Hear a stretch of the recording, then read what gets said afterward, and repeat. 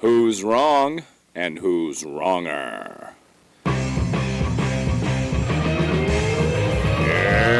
this corner, followed by millions, James the Exploding Unicorn Breakwell. And in that corner, ignored by millions, Steve Dash Rinko Levers. Hello, everybody, and welcome back to another spirited round of... I've got the dog with me today, James Breakwell, and he was going to do the intro till he decided that there was something up my nose far more tasty than doing the intro. But you have reached another episode of Wrong and Wronger, and I've got the dog with me for reasons that will become apparent in a minute. I am a parent to this dog. But this is the podcast where instead of arguing about things that don't matter, we chronicle the agonizing life of Dr. Steve's excruciating march toward death. And James, man, I'm so glad you're here today. That's a lie. But how are you doing? This is the first time, I think, in my entire life that I have ever looked forward to recording an episode. Since we last talked, I've only caught glimpses of this on Twitter, I believe you became even more homeless than you already were. Then you were attacked by fire ants after you were flooded out. Then somehow your rattlesnake ranch became even more precarious from its already precarious position. I mean, I tried to describe the situation in my newsletter, and it took me like 400 words just to list it out. And I don't even have all the disasters yet. So I guess just to get everybody up to speed, just in my summary of events, because I'm sure your summary of events is more accurate and less funny. You sold the Steve Olivas mansion at immense profit to go and live in the woods like a hermit, but you found your first site wasn't hermited enough, so you gave up your deposit on that to buy a second hermit site owned by somebody in prison, and it's filled with rattlesnakes, and it has 2 cabins on the property, neither of which has running water currently, and they're filled with mice and sex lube and weird questionable wigs, and you were still all okay with all of that, and yet somehow something threw a wrench in that, and in the meantime you were living in a friend's garage, and then that garage flooded, and then you got attacked by fire ants. Did I miss anything up to this point? There is 2 things. One, Don't forget the barely legal porn that was in the cabin. Okay, I apologize. That was a major oversight on my part. Well, I'm just here to keep the record straight, James. And 2, there has been a development that I only teased. I did not mention. Actually, I did kind of mention because, well, it's so much more in depth than what I ended up mentioning, but it was more aggravation that was remarkably unnecessary because, James, the world is filled with gatekeepers who, it's funny how, and I know you told me as I went off on a tirade when I first called you to record this episode, you said you got to keep the intensity, but you got to lose the language. So I was a little bit fired up. But we have put the absolute worst human beings on the planet as the gatekeepers. Like, if you ever wanted to get into a public parking lot and had to get past the guy with the windbreaker, like, he's a guy that might have played a little junior college football, definitely didn't graduate junior college because that was about 6th grade levels above where he's at, and yet he has all the power. So the guy with the nice car that's wearing a suit has to deal with this in order to get into the parking lot of an event that the guy was invited to speak at, by the way. But I'm not going to personalize this because I'm just speaking in generic terms, James. But that brings us to the mortgage company, the ones who have hundreds of thousands of dollars that we need to purchase said rattlesnake lube ranch.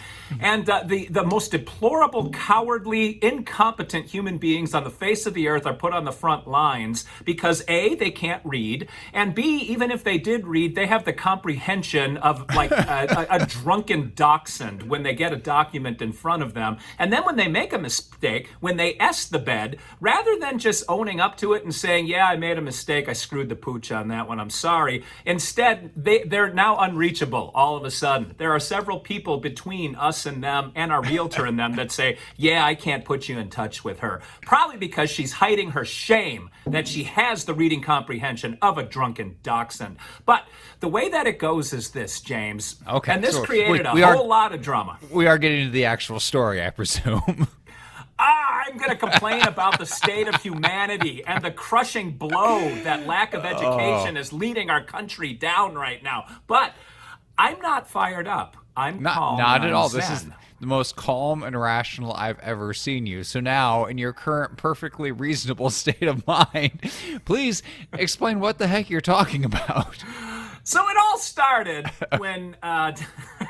So the background of this story is Mrs. Steve is gone.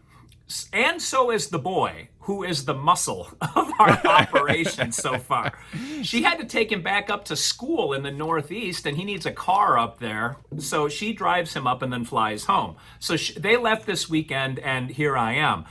Sometime toward the end of last week, and by sometime toward the end, I mean almost literally at 4:30 p.m. on Friday, when there's nothing anybody can do about it because this is the evil that lies within the hearts of people with absolutely no brain cells to rub together. But Mrs. Steve gets an email from the mortgage company saying, yeah, hey, there's termite damage on the porch and on the soffits, and we can't give you the money, the mortgage money, unless that is repaired, treated, re-inspected, and a new report is generated. Now, we're supposed to close Thursday. This show will post Wednesday night, so we're supposed to close the following day, on the 26th.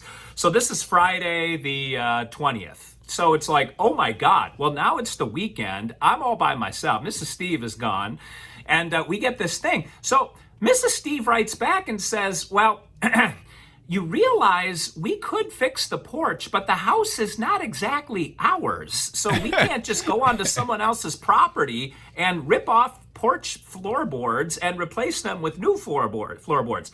And the mortgage company lady wrote back and said, yeah, not really our problem. This is what has to get done. So we contact the seller. Seller, of course, doing time. So the agent says, all right, what are you going to do? We got a wood pile out back. I guess if you want to fix the porch, you can use that. So off to the cabin to fix the porch. The problem is the wrath of God, and I'm going to say this without joking because 21 people died in the flooding. Uh-oh. Like flooding hits everywhere around Rattlesnake Ranch. And it was bad. We went through the town on Sunday, or I went through the town, and it looked like a tornado went through it. It was ugly. So now I can't get to the ranch to fix the darn thing, and the clock is ticking. Sunday, I go fix everything, and it looks okay. It doesn't look great, but our plan is to rip the deck out anyway and replace it with Trex, which is like indestructible plastic, wood-looking plastic. I know. So, but this all has to get done at the 11th hour, and our realtor is trying to get a hold of a termite guy that we can pay off just to give a clean inspection, knowing. And so the termite guy, by the way, realizing we're over a barrel, says, yeah, I'll do it for $1,100. And it's like, God dang, man, do you have no soul? The answer is no. And his heart is black and indestructible. But fine, if it's going to cost $1,100 to get out from under this thing, that's going to cost us $1,100. Nothing is fair, but S has to get done. You know what I'm saying? So, all right, termite guy is on hold, waiting for our realtor to find out from the mortgage company exactly what it is they need, because on the original termite report, it said literally, there are no live termites anywhere in the vicinity. This is all old termite damage. To which Mrs. Steve pointed that out to the mortgage lady, and she said, yeah, it's a safety hazard. So those 3 boards have to be replaced. Otherwise, we're worried that babies will fall in and die. So we replaced the boards. Sorry, go ahead. Yeah, I know. It's going to be tough for me to say anything in this episode, but they needed the non-existent termites to be deader than they already were. Like, you had to hire an exterminator to kill bugs that were already dead and gone. Is that where we're at in the story? Yes. Okay. Yes, and we had to replace boards in a house that we didn't own. So that sort of... Maybe they were like termite ghosts. Like, did you think about that? Maybe hiring a termite ghostbuster? Boy, I wish I'd have talked to you last week, James, because everything would have swam into focus for me. Nothing makes sense. to me by this point. I admire your gumption, though. I mean, again, the rattlesnakes and the convict status of the owner and the broken pipes and the mice didn't stop you. So why would termites stop you? But I guess, you know, to your credit, the termites were gone. But had the building been crawling with termites, active, alive, non-ghost termites, I have no doubt at this point you would have pushed forward with the purchase anyway. Had the place been crawling with termites, the cellar would have been over a barrel and had to accommodate us somehow. Because if we back out, they can't sell to anybody. Okay. So the fact that this is 3 boards made the seller go, you fix it yourself, freak.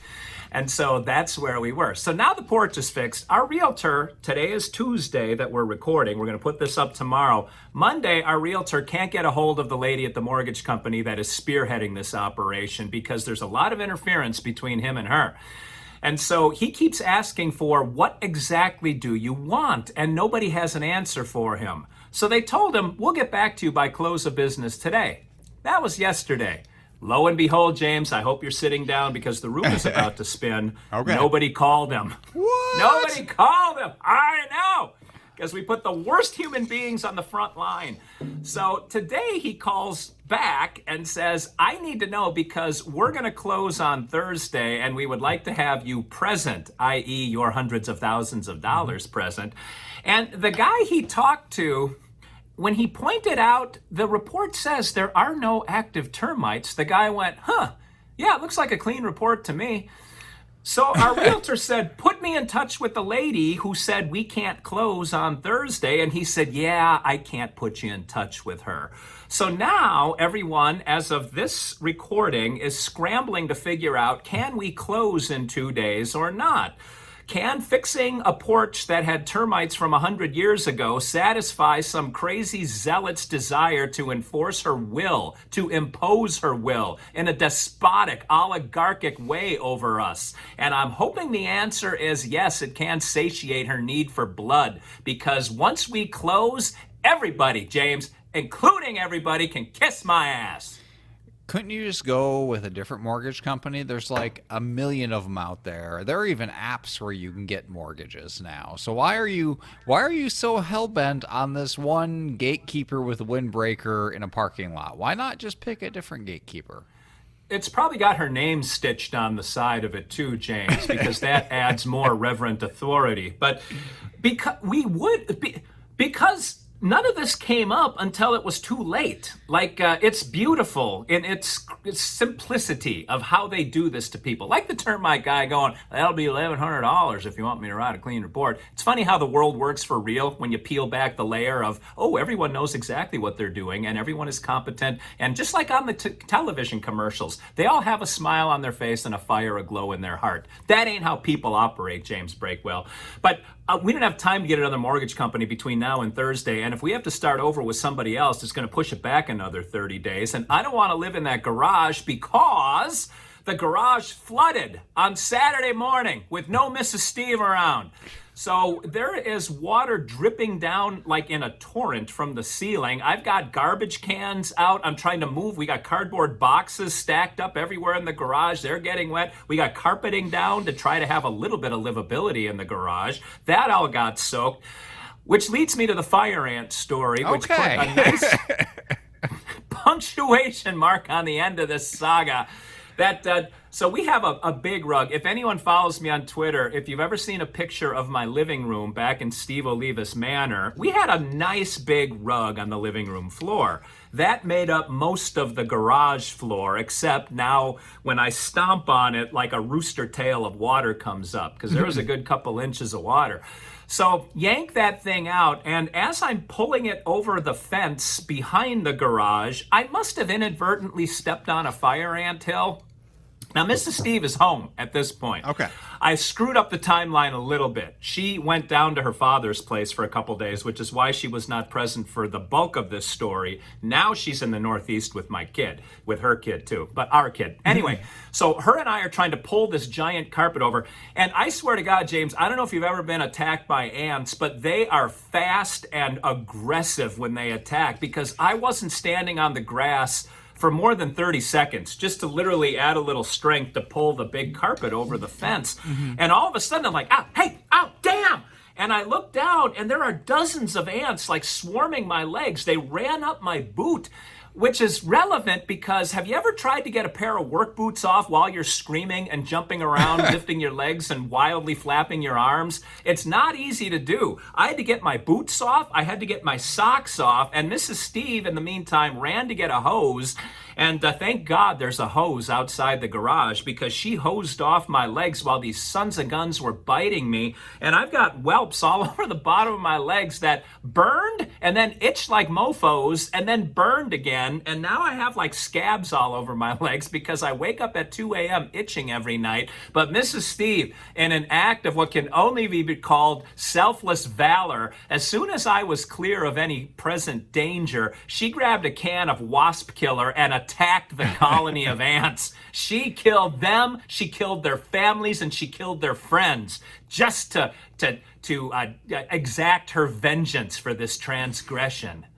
So, I put fire ants in the same category as like quicksand. Like something I heard about as a kid as one of these like dangers that's out there, but like doesn't actually apply to anyone in real life. You are legitimately the first person I've ever heard of getting attacked by fire ants. I don't know if they just have always been a little bit too far south for me, much like the rattlesnakes that are now going to be a permanent fixture of your life. But I'm impressed. Was this your first encounter with fire ants, or have you also seen them before? Dude, I have never seen anything like it. Like, now I understand how these things can eat a cow while it's running in a field. Like, my God, they were up and on me so fast, and they don't assess whether there's a threat before they start biting. Or I actually looked it up. They don't bite. They have a stinger on the back of their butt that they implant in you, just like a mosquito or a hornet. And God, man, you know immediately that you are under attack, and there's nothing you can do about it because there's so many of them attacking in unison. It's bizarre. I mean, bizarre isn't the word I would use. It sounds terrifying and excruciating. I don't know if bizarre is what I'd throw in there, but bizarre and delightful are words I would use to describe the rest of your saga. I guess the only detail I don't have yet is why is the dog at your psychiatry office now? Oh, so yesterday and today he had to be here because called the owner of the garage, Mrs. Steve did, and he showed up and went, ooh, I got to get that fixed. So he had to send someone up on the roof to fix wherever the leak was. And in order to fully assess what the problem was, they had to rip out the ceiling in the garage. So there are workers that were supposed to come in yesterday to fix like the interior of the garage where it got ripped out and all the insulation yanked out. But nobody showed up yesterday, James, because that is, I know, another opus in the symphony of my life. So I don't have any idea if anyone's coming in to fix it today, and so I just brought the dog with me again in case there's going to be workers stomping in and out. Hey, just by the way, too, Sunday when I was there fixing the porch, the guy in prison, a couple of his relatives showed up with a U-Haul to start hauling his stuff out of the cabins. I did get to talk with them a little bit about the history of the cabin, which was actually kind of cool because they were kids in their 20s and they'd kind of grown up on that property. So they told me a number of stories that were awesome. But when I mentioned, when you guys come to take the hot tub out of here, you might want to watch out. I think there's a timber rattler up in the hot tub. And one of them said, without any emotion, there's copperheads around here too. And then he just kind of walked off. And I thought, there you go. There you go. I love that it's like disputed turf between two kinds of poisonous snakes because one kind wasn't enough. That is delightful. And then when Mrs. Steve and I drove up there on Thursday, we go up the driveway, and I thought they were bobcats because they were bigger than coyotes. There were two of them just sort of walking up the driveway. And as we got closer, she said, no, those are coyotes. And they looked a little annoyed that we sort of chased them off the driveway with her Jeep. But so we got that to deal with, too. And someone said having them around is okay because it keeps the cougars at bay. So that's good. I was going to say, bobcats are tiny. Cougars are very large. Now, it occurs to me that you should probably never, ever let that little dog of yours outside because there are about 100 predators on that property that will eat him. He is so far down the bottom of the food chain at this point. Also, Going back now, my understanding is the only possessions left on that property were sex paraphernalia. So this guy in jail sends his young impressionable relatives to go pick up his lube. He couldn't just take the L on that one and let it go. He had to get it back. So one of the kids, I said, how well do you know your uncle? And he said, pretty well. And I said, there's some things you're going to find that you might not want to have one of your elderly female relatives around for. And he went, oh. So everything is still in the cabin. I'm assuming they cleared it out. Like they had the rest of the afternoon and evening to get to work. The one thing, when you were posting pictures of the termite damage that I was surprised by, these cabins are up on a hill and it's very picturesque, but the cabin, it's built like a log fort, like from Lincoln logs, like you're preparing for like attack by hostile natives. Like it's got tiny windows there that look like they're more like gun ports. Are there bigger windows on the backside, or is the whole thing like that? Yeah, there are bigger windows on the backside. It's a little confusing. Like some people on Twitter and Facebook were like, wait, I thought it was smaller. Like they confused the front with the back because they're sort of interchangeable up there.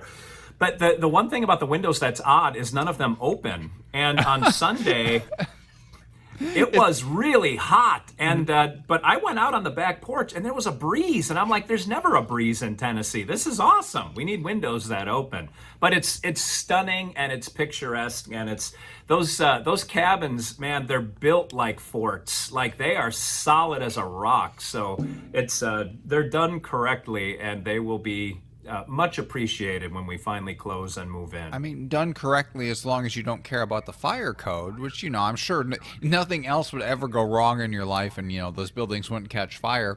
How exactly do you get out of the building if it starts on fire? It's interesting. We had this exact conversation about the smaller cabin because there are, I don't know. Listen, where we live, I don't think there are building codes. Like, okay. You shoot what you want and you build what you want.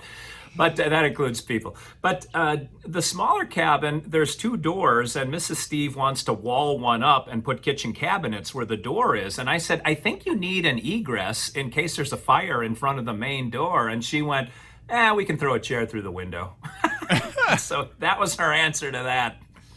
Well, that I'm sure will satisfy whatever qualifies as a code in Tennessee. It's an interesting place. I had no idea it was so wild and so untamed. So I've learned a lot from you. Namely, if I ever go down there, I'm not leaving the cities at all, because it's like a mini Australia. Everything down there is just set up to kill you.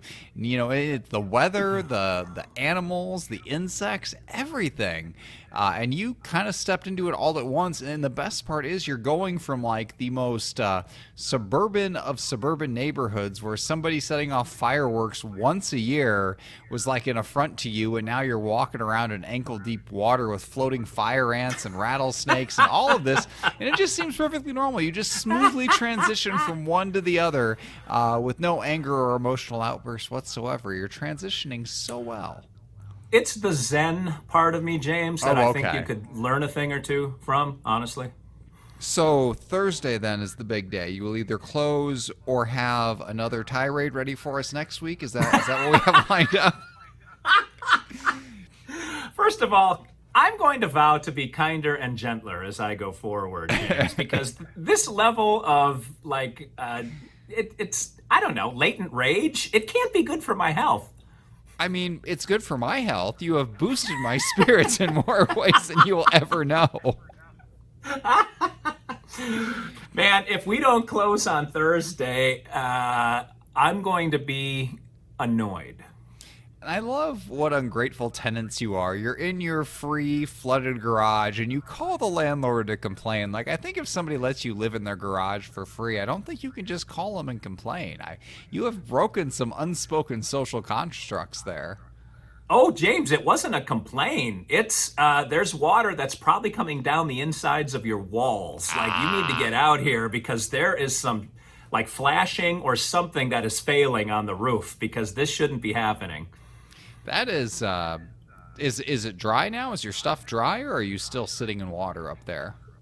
Yeah, I'm thinking the carpets are toast because they've been sitting out in the elements. And after the fire ant incident, we went out the next day And the carpet is covered in ants right now. So I'm guessing Mrs. Steve is going to like douse it in gasoline and just kill everything within like a radius of that carpet. Well, I, for one, cannot wait to see what's going to happen Thursday, and just what's going to go wrong between now and next week. So I cannot imagine your life is going to do a 180 and suddenly go smoothly. I think this property, or perhaps you, or maybe the whole situation is cursed. I don't know who or what you angered to put you in this position, but please keep going, full speed ahead. We are all rooting for you, if only for our own entertainment value. Wait, you're rooting for everything to go smoothly? Is that what you just said? No, I'm rooting for you just to keep doing what you're doing right now, which is everything wrong. Well, that is okay. Now it makes sense again. But James, I gotta walk us out of here, man. I'm looking at the clock, and I could go on. And I'm sure you've had things happen over the last few weeks that your fans are interested in hearing about, right? No, not a single thing. We're just here for you.